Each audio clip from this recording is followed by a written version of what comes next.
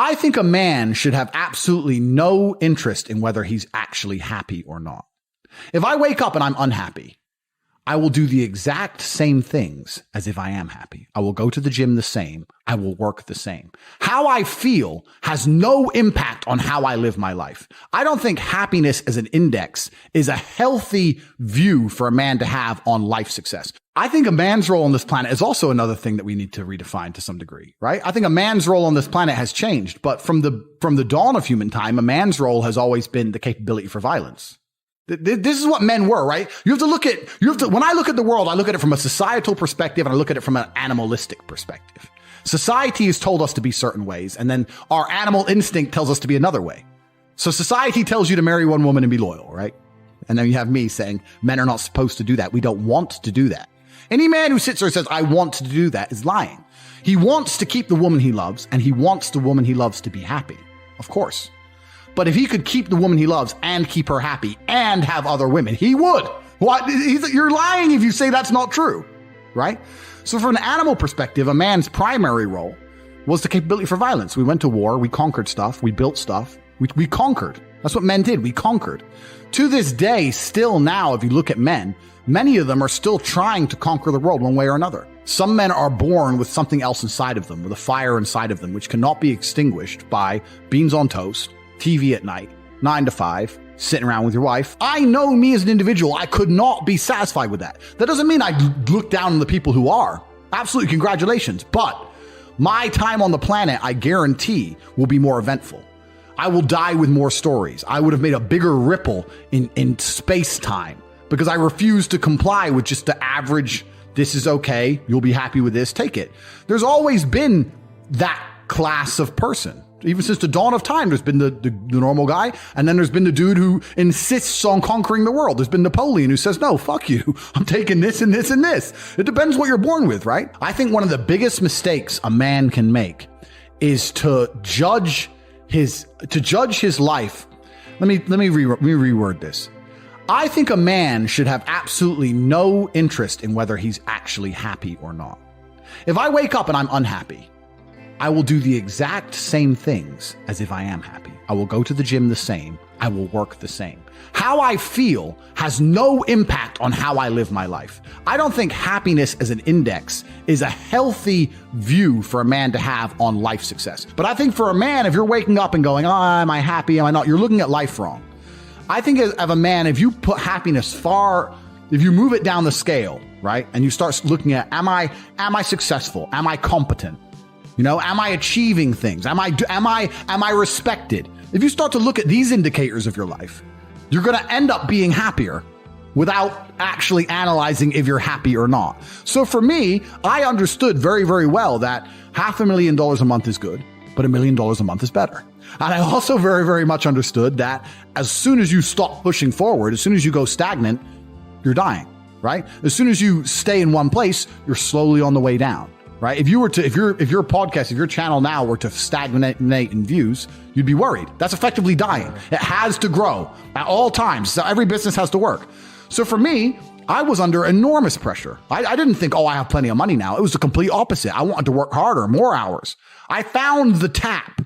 Bro, if there was a golden tap that unlimited money, and you had buckets and you took one bucket of money, would you just take that bucket or would you run back and get another bucket and run back and run? I couldn't stop. I couldn't sleep. I'd wake up to go piss at 3 a.m, take a piss. And by the time I finished pissing, I'd be like, I've slept 3 hours. That's enough. And wake the chicks up and put them back online. I couldn't get out of my brain because I saw that I'd replaced fighting, which I loved, with this.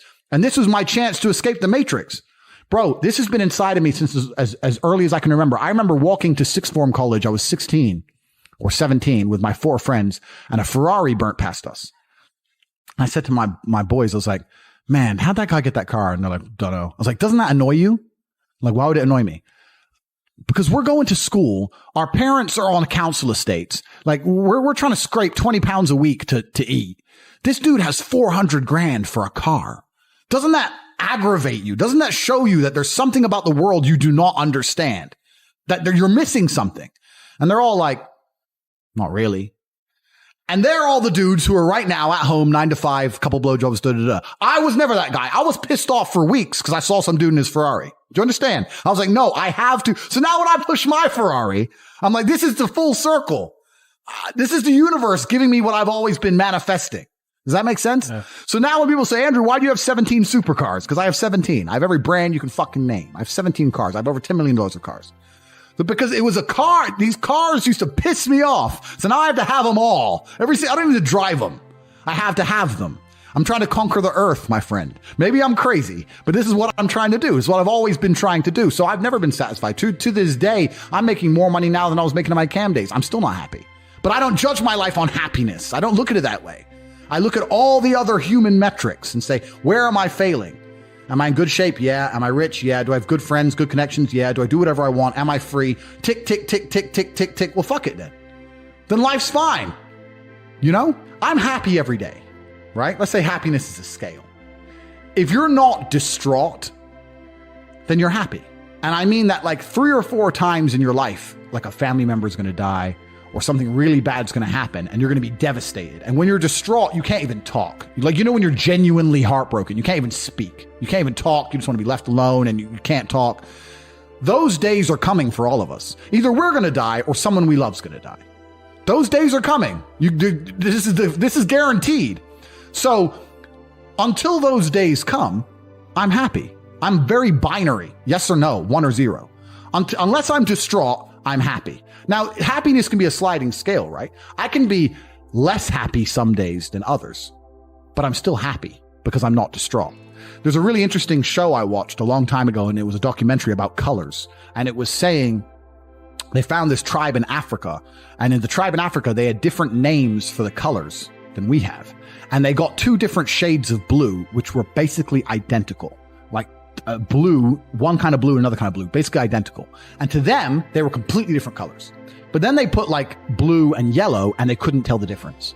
They couldn't tell the difference because the blue and the yellow had one name and these 2 kinds of blues had a different name. And what they were trying to say is if your brain is associated a name with something, it's very hard to work out the difference between the 2 things that have the same name. Does that make sense? Yeah.